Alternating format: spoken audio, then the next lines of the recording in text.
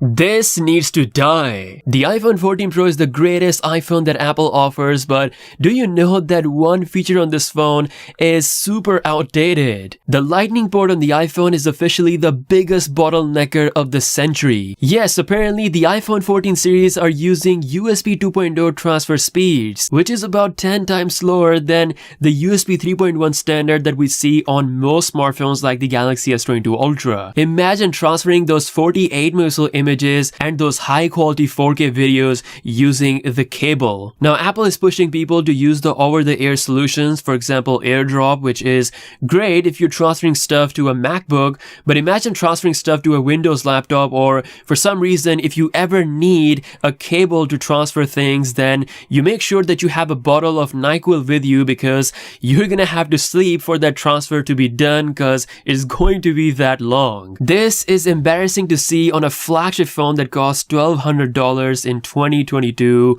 and it definitely needs to die, and it will die as we're going to see USB-C on the iPhone 15 series. Speaking of iPhone 15 lineup, as you guys know, leaks, they never stop, and Apple, they never stop to piss people off. According to Ross Young, Dynamic Island is coming to all iPhone 15 models, but Apple is still not bringing 120Hz refresh rate to the non-Pro iPhone 15 models. What? Yes, apparently Apple sees the Pro Motion as a Pro iPhone feature, meaning they might not bring this to the non-Pro iPhones even in 2023. Imagine buying a $1,000 phone in 2023 with a 60Hz display. It is crazy. I really hope that they change their plans moving in the future because we're still about a year away from the iPhone 15 series. Also, in other leaks, Apple is looking to make the iPhone Pro Max model even better than the standard Pro, and they might actually call it Ultra, which means the next year's Pro Max model might be iPhone 15 Ultra. I don't care what they call it, but it needs to have faster USB speeds, especially